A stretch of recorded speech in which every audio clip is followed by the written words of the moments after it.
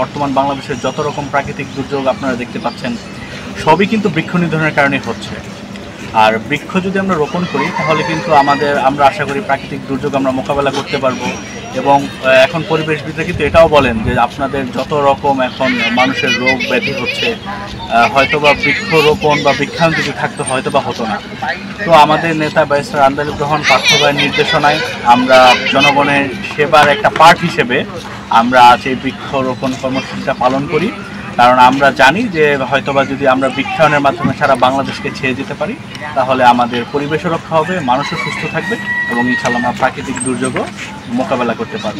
আমরা আমাদের পার্থ ভাইয়ের নির্দেশনা মেনে আমরা সব সময় কিন্তু বৃক্ষরোপণ শুধু না সব রকম সেবামূলক কাজ আমরা করে থাকি রাজনীতিবিদ হিসেবে। এটা আমাদের দায়বদ্ধতা এবং নিশ্চয়ই এটা আমাদের চলমান থাকবে। আমরা লোক দেখানো কাজে বিশ্বাসী নই। আইনের প্রয়োগ তো থাকতেই হবে। বিগত সরকার আমলগুলোতে আমরা দেখেছি আইনের প্রয়োগ তো ছিল না এবং জনসচেতনতাও কিন্তু জরুরি। জনগণকেও কিন্তু সচেতন হতে হবে। আপনি শুধু নিজের স্বার্থের জন্য আপনি পরিবেশকে ধ্বংস করে ফেলবেন সেটা কিন্তু আমরা কেউ আশা করি না। সচেতনতাও জরুরি, আবার আইনের প্রয়োগও জরুরি, যেটা বিগত সরকার সর্বক্ষেত্রে আইনের প্রয়োগ দেখাতে ব্যর্থ হয়েছে।